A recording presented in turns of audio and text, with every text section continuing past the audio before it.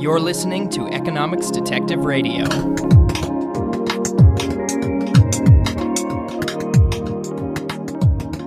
My guest today is Viktor Vanberg of the Walter Eucken Institute. Viktor, welcome to Economics Detective Radio. Thank you for having me. So I invited you on, Viktor, to discuss your paper on individual choice and social welfare. The full title is Individual Choice and Social Welfare, Theoretical Foundations of Political Economy. So to get started, let's start as your paper does. Your paper starts with a discussion of, a little bit of economic history, or the history of economic thought, rather, discussing political economy as applied economics. And you have an interesting discussion about how the term political economy was eventually rejected in favor of just the single word economics. Can you tell me a bit about that? Describe how that process occurred of us abandoning the term political economy. Now, originally, economists were concerned with their subject, not least in order to give advice for how economic policy should be conducted. Now, that's the reason they called it political economy. So the connection between the science of economics to the way one deals with policy economic issues in politics was a central concern. Now, it's obvious that when you talk about politics, then value judgments come into play. Politics is about doing things, and what should be done is a matter of evaluation. And I think it was economists' increasing concern that in order to be respected as a genuine science on par with natural sciences, they could not uphold the claim to be able to give policy advice based on their scientific insights. So the idea to get rid of the ambition to advise politics and keep economics as a pure empirical science, I think, was the reason to change the name from political economy to economics. However, it remained still an ambition of economists to say something about policy issues. And so the idea came up to divide economics into two subfields, into a purely scientific economic science and a normative economics, a branch that deals with policy issues, and that means normative issues. I think that was this is my reading of the history. Interesting. So the economic science aspect is the part where we say, if X, then Y, if you do this, then this will happen, or all else being equal, this cause leads to this effect in this setting. Purely statements about what is, not about what should be. Because but then we very often there's a clear, more desirable effect that most people with normal goals for society would prefer. So if we say that if we do this, then we'll have more economic growth, or the poor will be better off, or things like, or there'll be a Pareto improvement, everyone will be better off, or no one will be worse off, then it's still clear how there's a connection there between the science and the policy recommendations. Exactly, but you have to clarify what exactly the connection is. And my purpose in this first part is to argue that we should not talk about normative economics, but should talk about applied economics, just as any other science has its applied branch. And in its applied branch, for instance, engineering as an applied science of physics and other natural sciences, an engineer is not preaching value judgments. It's not preaching values. It's not giving value judgments per se. an applied scientist, like an engineer, is telling addressees, is using his knowledge about connections in the real world, about empirical laws, is using his knowledge to give advice to addressees for how they can solve a problem that they want to solve. For instance, build a bridge with a carrying capacity of X thousand tons or whatever. And my argument is economics should consider its second branch as an applied branch, as applied economics, where we are addressing potential addressees using our factual knowledge about economic reality to tell them and to advise them how they can hope to solve problems that they are interested in solving. And in giving such advice, you are not making value judgments in the standard sense. You are issuing what philosophers call hypothetical imperatives or hypothetical value judgments, saying, if you want to achieve this or that, then if you want to achieve A or B as goals, then Z and D are suitable means of doing so. And these kind of statements are testable and refutable as any other factual statements. Such statements are apparently false if the suggested means are not suitable to achieve the hypothesized aim.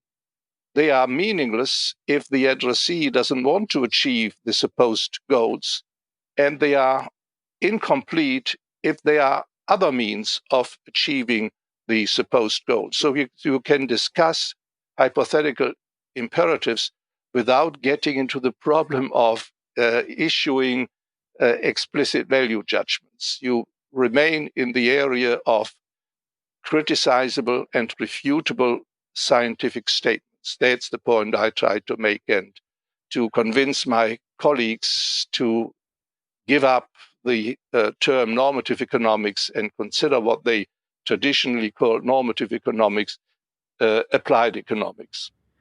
So, how does that square with a lot of economic models that sort of try to, define or posit a social welfare function and then say, okay, to maximize the social welfare function, this is the correct level of, say, the interest rate or some policy variable. I suppose one might say that they're a valid expression of applied economics so long as the person or entity that we're advising shares that the goal implied by the social welfare function. Is that roughly what you're getting at? Exactly. If you consider what you are doing, applied science, issuing hypothetical imperatives, then that imposes a strict discipline on the way you argue. First, you have to be clear about and explicitly state to whom you address your hypothetical imperatives. And in order for your hypothetical imperatives, your conjectural recommendations, basically, in order for them to be of any value, you have to couch them in terms of values that the addressee shares, in terms of goals that the addressee is supposed to, or you suppose the addressee is pursuing. So you have to phrase your arguments in terms that can convince the addressee that doing what you recommend is serving his interests, his or her interests.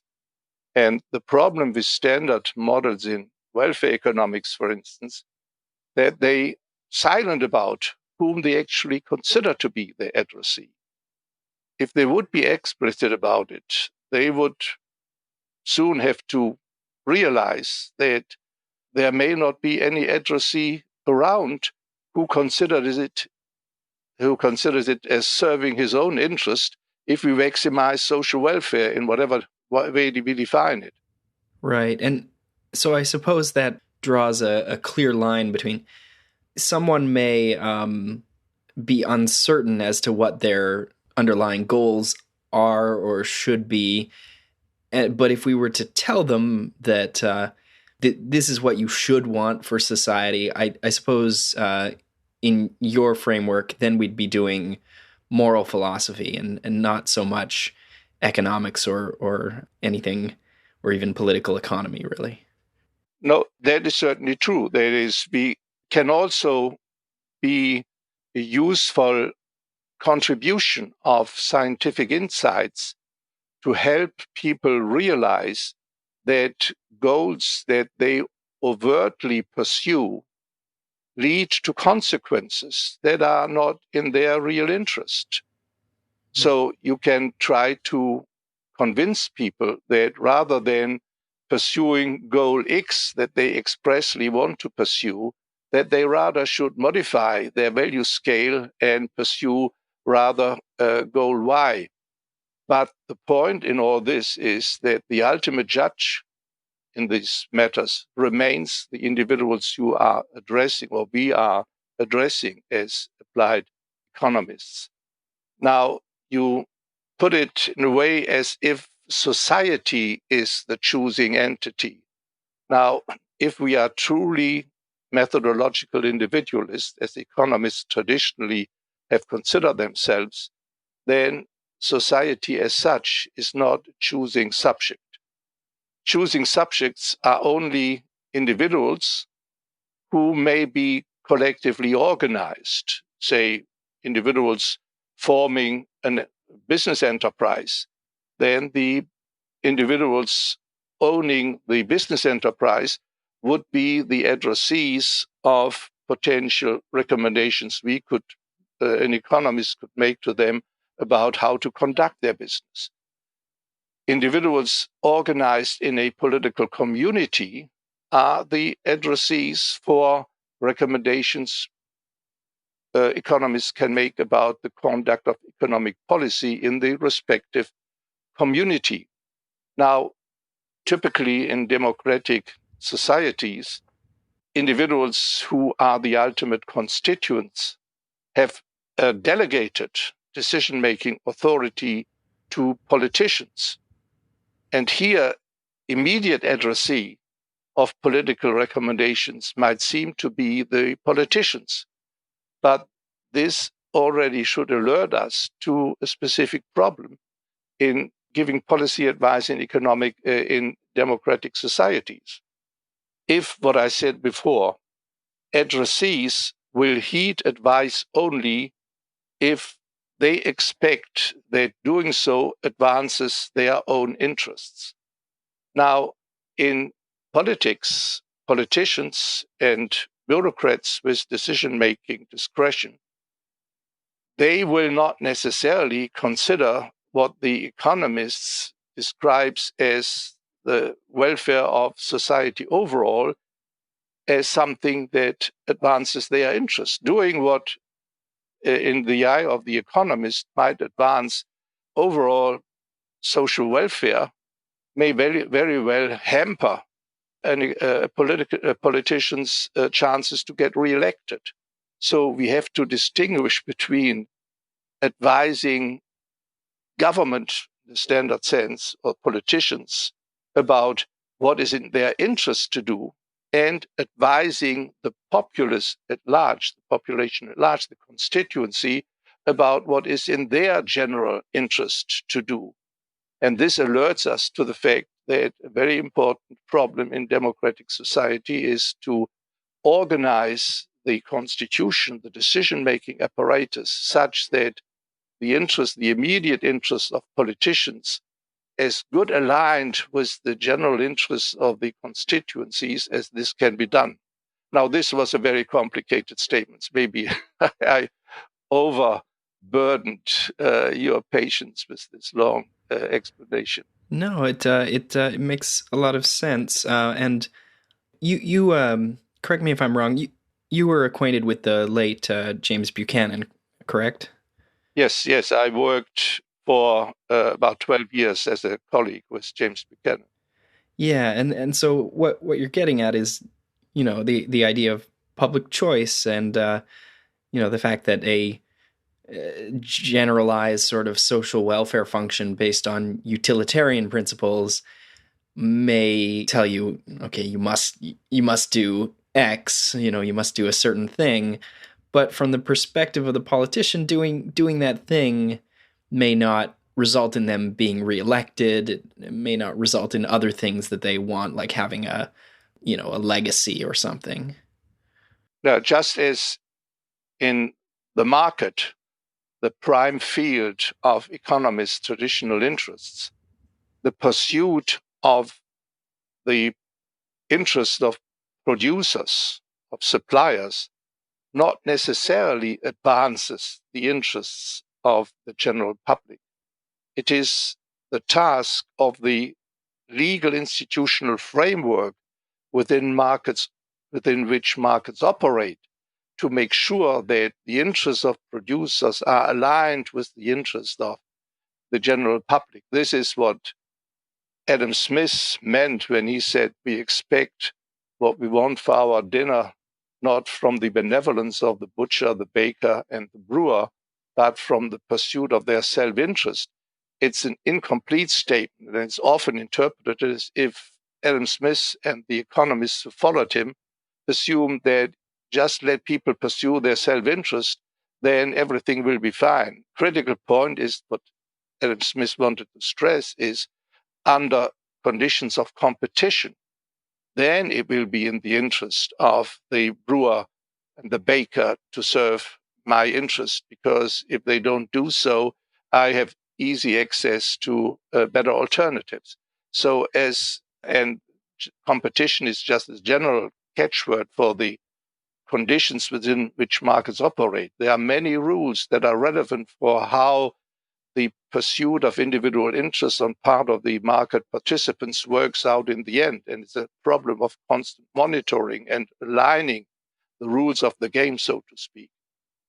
The same is true for politics. It's not that we can simply assume that politicians pursue the general welfare and will do what serves the interests of their constituents best. Whether they will do so depends on the rules under which they operate. And that's also requires a constant monitoring. And in economics, before the advent of public choice society and constitutional economics, relatively little attention had been paid to the relevance of the rules of the political game in aligning the interests of the political agents with the interests of their principals, the citizens, members of the polity. Interesting. Yeah. So, okay, if I can try to apply your concept of applied economics here, Adam Smith's statement about where we expect our dinner, not from the benevolence of the butcher, we might say that that's a statement that is addressed to the general consumer of food in the market. And the typical person, in fact, everyone consumes food. Most people don't grow their own. Most in a market society, both in Smith's time and in ours, consume food that they bought on the market. And then only a small minority themselves produce it and would benefit from some kind of restrictive policy that could like a quota to reduce output and raise prices and give them somewhat monopoly power. Most people are not in that position, and so to say to go from that statement to an ought statement, like we ought to have markets and competition in the provision of food, you implicitly are talking to the vast majority of people who have a personal stake in having cheap and available sources of food. That's true, though we have to qualify that. If that would be so, then just to take a current example, Trump wouldn't be successful with his protectionist rhetoric. It is in fact so that every participant in the market is acting in both capacities. We are acting as consumers and as producers. We are employers, business companies. We may run a company. We may have stock. We own stock of certain companies. In all these respects, we are on the producer side. So basically, the conflict between consumer interest and producer's interest is also an intrapersonal conflict. Now, when Adam Smith said that after all, we produce in order to consume, so it should be obvious that we should organize the economy so that consumer interests are served and not producer interests are served, then this means that we have to convince ourselves that we should, say, put our producer's interest second to our consumer interests. And in order to convince people that this is a good thing to do, we as economists have to make arguments, and economists have for a long time made those arguments and have considered them to be so obvious that they forgot that they have to be renewed basically with every new generation. It's because with our consumer interests, we are, so to speak, in harmony. I cannot benefit as consumer if of certain products, if consumers of other products are restricted in their consumption opportunities. But in our producer interests, we are in conflict with each other. We want, as investors in industry A, this industry to be protected from competition to increase profits. We want, as employees in a steel factory, want the steel branch to be protected. But these interests, we are in conflict. We are in conflict with each other. And so basically, to agree to play, so to speak, the market game is a kind of social contract that we enter into, saying that if you are willing to accept competition in your area of business, then I am willing to do so in my area of business. And if we are all willing to do so, then we will benefit as consumers much more than we lose what we would gain from protection of our particular industries, given the cost imposed on us from the protection granted to other industries. So in this sense, to agree to choose the market as the economic game is something that serves the common interest, and it requires a kind of social compact, a social contract. And with every social contract, it's of course vulnerable because people may initially say, okay, we play this game, but ex post facto, they may lobby after all to get protection for their particular industry. So the best of all worlds viewed from each individual interest and each business interest is to have an overall market economy with competition, but being exempt oneself from competitive pressure. So to enjoy the benefits of the competition to which all others are subject, and at the same time to enjoy the protectionist privilege one has been granted.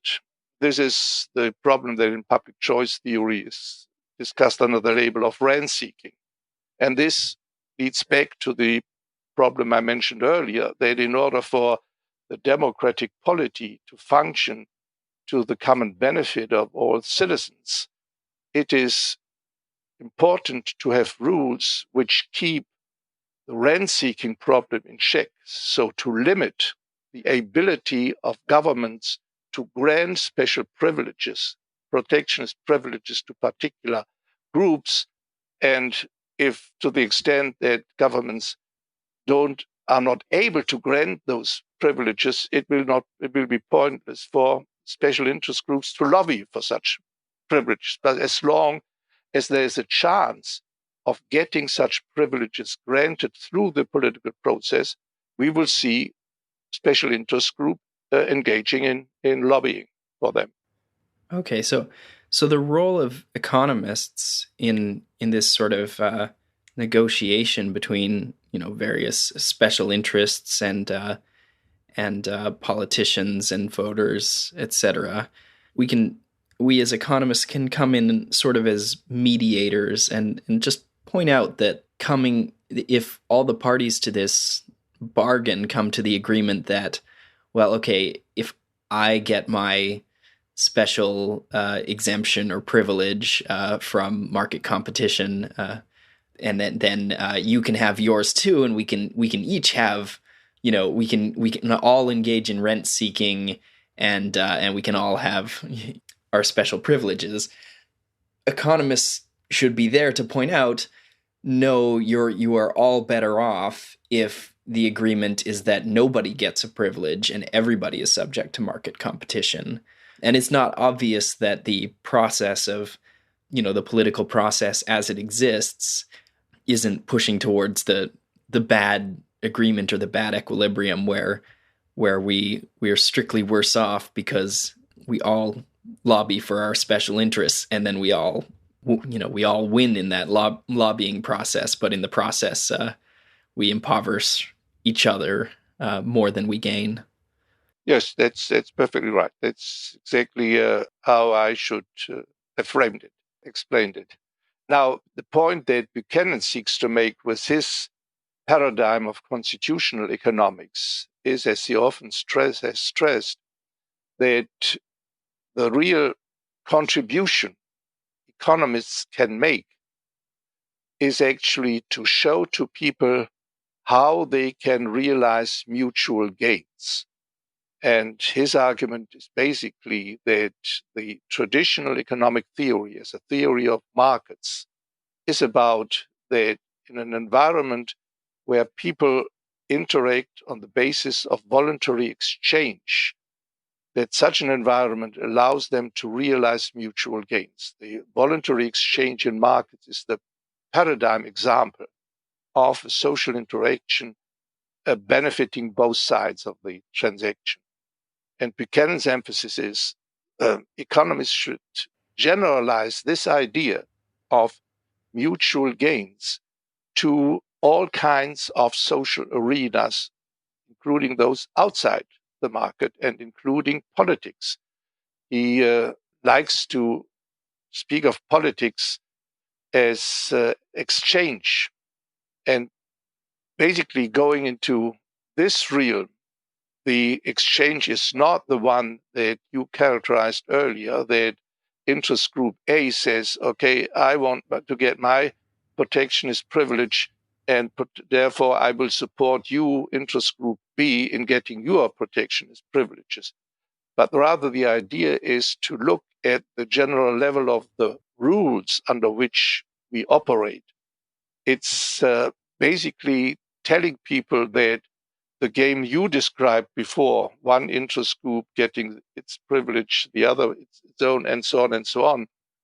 The economist's task would be to say to people, you are playing a poor game, a bad game. There would be a better game for you to play if you change the rules, namely to disallow for anybody to be granted a protectionist privileges. It's basically the economist showing different rules which could be adopted and which would change the current game that is played to a better game, a game that is better in the sense of better serving the interest of all participants.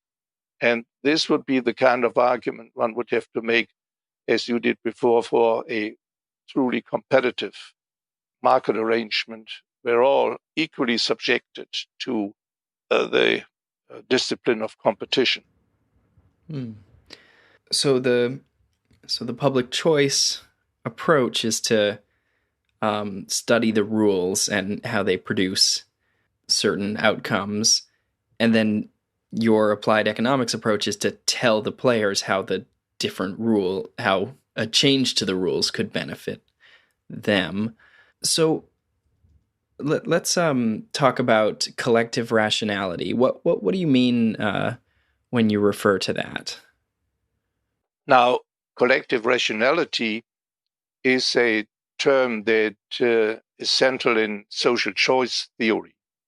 Kenneth Arrow's famous contribution with his impossibility theory was to show that there is no way of aggregating the preferences of individuals into a social preference that complies with certain extremely plausible conditions. So basically, what he argued was at the level of individual choice, we consider rationality to be the requirement that an individual chooses among different alternatives consistently according to his or her preference ordering.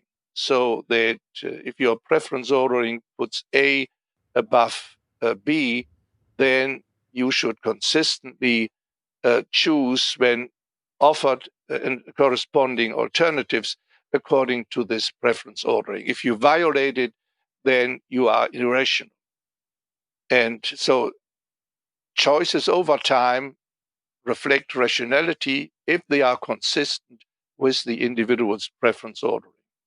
The point that Arrow made was if we apply the same requirement at the level of collective choice, it's political choice, and the requirement is that the collective choice reflects and aggregates the individual preference, the preference orderings of the individuals composing the respective collectivity, then rationality at the collective level, the level of the collectivity, would require that choices be made in correspondence with the preference ordering derived, collective preference ordering derived from the individual preference orderings.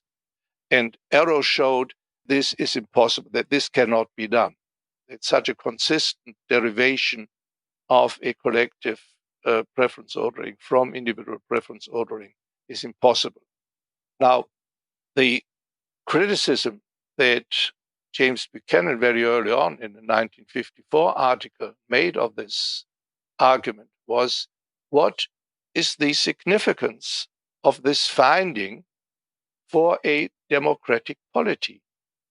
In a democratic polity, the individuals composing the polity, the citizens, have decided to search certain issues collectively.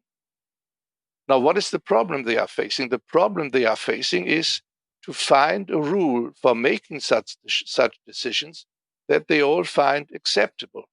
And there may be different kinds of potential rules, and among the potential rules available and conceivable, they choose the one that suits their own judgments best.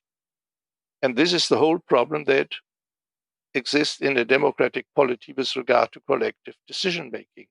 And what value would, for citizens facing these problems, the contribution of Arrow? Buchanan argued, or he claimed, it's basically of no interest to them to be told that there is no consistent aggregation of their individual preferences possible.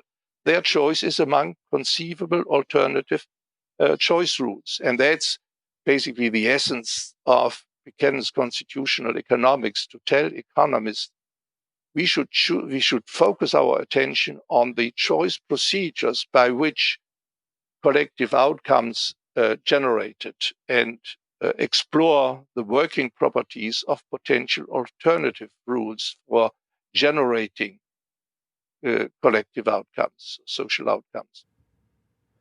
I'm not so sure whether that answered your, or was relevant for your question. No, it's good. So the idea of making group decisions in a rational way, in the same way that an individual can, based on having a set of preferences that are transitive, and then being able to compare the different available options and the outcomes they lead to. That's a non-starter, because as soon as we have three people, then we get problems like our preferences are no longer transitive, and it all breaks down. So the Buchanan response there, if I'm understanding correctly, is to well, this was some of his very early work. So before he had really developed the whole field of public choice, he was sort of advocating for a sort of for that field to exist and to leading into the work he would eventually do, as opposed to working within the sort of social welfare economics and its derivatives at the time. Yeah, that's right. He basically questioned the practical relevance of Arrow's insight. He said that basically economists are here worrying about something that as a real problem for organizing political decision making has no relevance. I should also add that, since you mentioned this earlier, Buchanan is, of course, one of the principal founders of public choice theory, but in his own development, he went beyond the traditional public choice paradigm.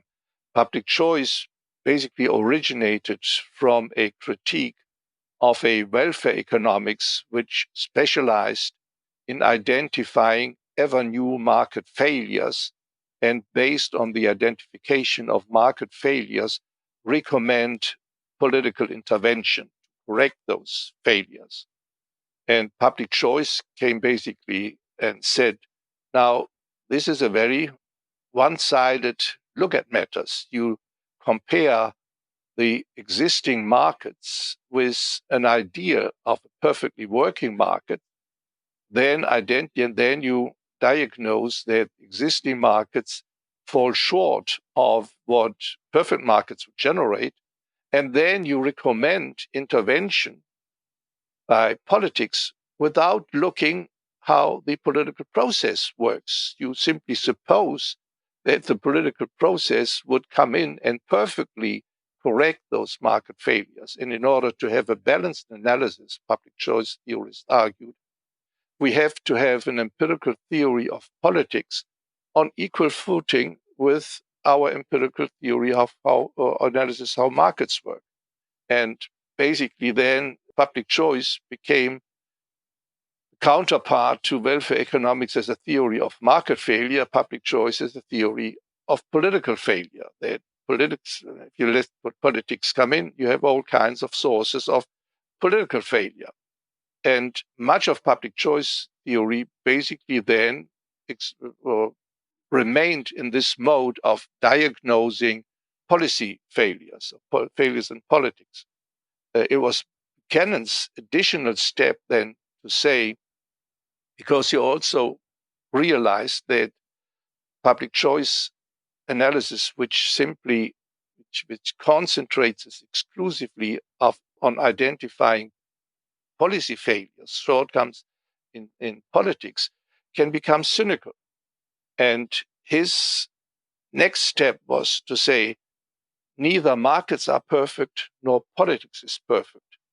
The way of improving markets is to think about how the rules of the market game may be reformed so to make the whole market process work better in the sense of serving the common interests of the individuals involved. And symmetrically with politics, politics exists as it is within a framework of given rules. And if we identify shortcomings, then our focus as economists should be on the rule framework and think about what may be in the rule framework that causes the deficiencies that we diagnose, and how could the rule framework be modified, reformed, so to improve the political. So that's basically then what led him to create the paradigm of constitutional economics as an economics of rules and rule reform. Interesting. So I don't think I had fully grasped. Let's talk about how public choice is a response to welfare economics, because it seems like if you just sort of zoom out, welfare economics is describing like here's how things should be, or like, we've defined this social welfare function, here's how it could be maximized. But there's an implicit assumption that often goes along with it, that someone is trying to maximize that, and that someone is maybe political actors or leaders. And it seems that public choice then is the response to that, sort of to pointing out that the someone who's supposed to be maximizing that is playing their own game, subject to their own rules, and those rules aren't maximize the social welfare function. And then Buchanan's constitutional economics is a sort of generalization then of that principle, that everyone is playing according to certain rules of the game, and we can study those rules and their effects and outcomes. Yeah, do you have any thoughts on that? No, you said rightly that welfare economists suppose there's someone out there who is interested in their advice about how social welfare, as they define it, can be maximized. And Buchanan's criticism is there is no such someone out there.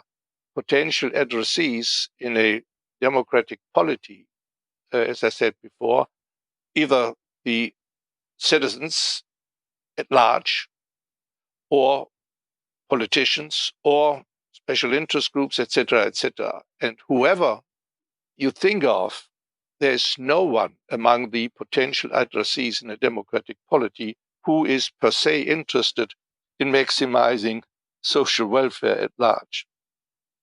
Now, once you acknowledge this, then you have, in how you argue, making policy recommendations, you have to make a decision about whom you address. Now, basically, the general thrust of constitutional economics is the prime addressee are the constituents, the individuals composing a political community, collectivity. So the advice about what would make for a better game would have to be argued in terms of, in such terms that convince the citizens that engaging, or that certain reforms in the rule framework of markets or of politics to be taken would serve their common interest. This argument would have to be made in terms that appeal to the citizens, their interests as they see them. If you acknowledge at the same time that politicians, as you said earlier, are per se interested in securing their re-election chances, that they then will be more interested in learning about what kind of policy measures or reforms would enhance their re-election chances, that this may not coincide with what you recommend to the citizens as serving their common interest. If you diagnose this discrepancy, then this would redirect your attention again to the political process and inquiring, and so to speak, a reason to inquire into how the political framework, the rules of the political game, could be modified so to better align the interests of citizens, politicians, with the interests of citizens. So competitive arrangements in a federalist regime may be an idea you can come up with, and whatever. So this would be actually the subject that constitutional economists and constitutional economic research would look at.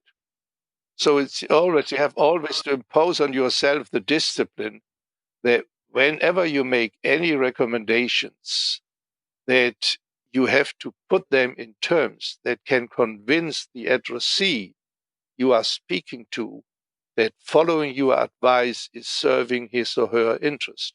That's basically the discipline that is imposed once you take serious that what you are offering are hypothetical imperatives, or hypothetical recommendations, that X should be done if one wants Y to achieve, wants to achieve Y. Right. And if your addressee doesn't want to achieve Y, then your recommendation is pointless. And your addressee, if your addressee doesn't want to maximize social welfare, then your whole enterprise is pointless. Hmm.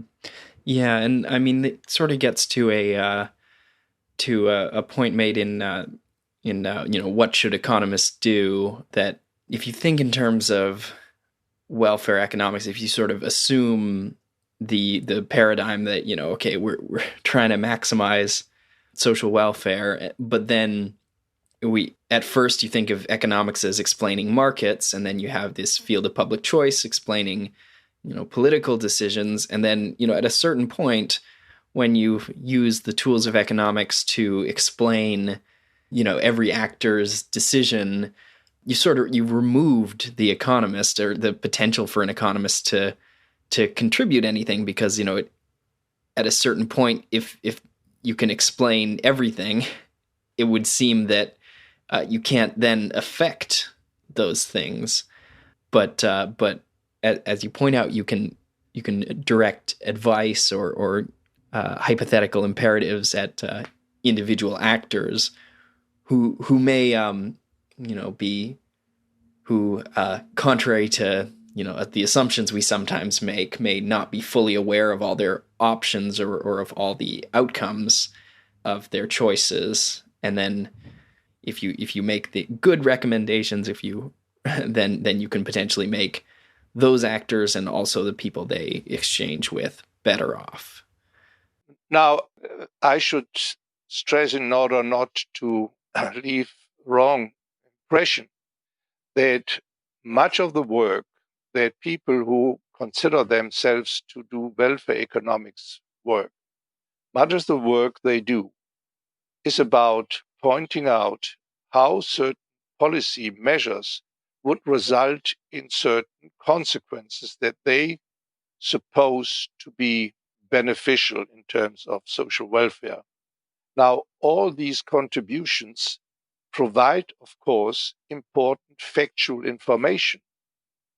The only qualification that, from a constitutional political economy perspective, you would introduce would be to say to welfare economists engaging in such research, now, what you consider to be, or what you suppose to be, desirable consequences if in a democratic polity such advice is to be effective, it has to be stated in terms that can convince the general public, the voters, that this is serving their interests, and simply saying that advances social welfare is not doing the job. So you have to translate, you have to accept the discipline of explaining and arguing why the policy measures that you recommend, if free trade, okay, simple case, is actually something that is beneficial to the public at large. Now, in a working democratic polity, of course, this means in effect that for such policies, one has to gain majority support in order for them to have a chance to be implemented. And in order to gain majority support, these measures, these recommended measures, have to be sold in the general public, in a way that can mobilize such support. Of course, in practical political decision making, we don't apply the unanimity rule. That would be impossible, would make the polity unworkable. But basically, the point is that I do not want welfare economists to stop doing their factual analysis of what alternative policy measures will generate as factual outcomes. That's the essential contribution that economists can make as scientists, and they should continue to make this contribution. It's only that recommending the outcomes, or supposing that the outcomes advance social welfare as defined by the economists, is not, say, a very useful way of engaging in the political discourse in a democratic polity. You have to make the argument that that what you recommend or what according to your conviction would advance the social welfare, that this is something that is attractive to the individual constituencies who are going to the polling booth and having to support then politicians who are willing to implement the kind of recommendations that economists make. It's basically, as I repeat myself, the discipline one is imposing on oneself once one considers what one is doing as applied science, rendering hypothetical imperatives, telling potential addressees that given their interests, what you recommend is a suitable way of solving a problem that they want to solve. So economists should still go ahead and do their traditional, original work of analyzing factual consequences that can be predicted to result from potential alternative policy measures. That's the essential contribution, of course, that economists have to make. My guest today has been Viktor Vanberg. Viktor, thanks for being part of Economics Detective Radio. You are welcome. If you want to read the paper we were discussing today, it's available as a working paper from the Walter Eucken Institute. The title is Individual Choice and Social Welfare, Theoretical Foundations of Political Economy. You can just Google that title along with the name of the author, Vanberg, Vanberg, and it should be the first hit on Google. The discussion question for today is, what do you see as the value of welfare economics? Do you see a particular role for it in economics, or do you believe that it's been given too much weight? And if you do see there being a role for it, what is that role? So I'll try to be back with another episode next week, but as you know, I've had a little bit of a break between episodes. It's because I was moving and then busy with the start of the semester, but working on getting some really exciting guests in the near term. So hopefully I'll be back next week, if not the week after, and I'll have some really great interviews available for you. Enjoy this episode, and I'll hopefully be in your earbuds soon.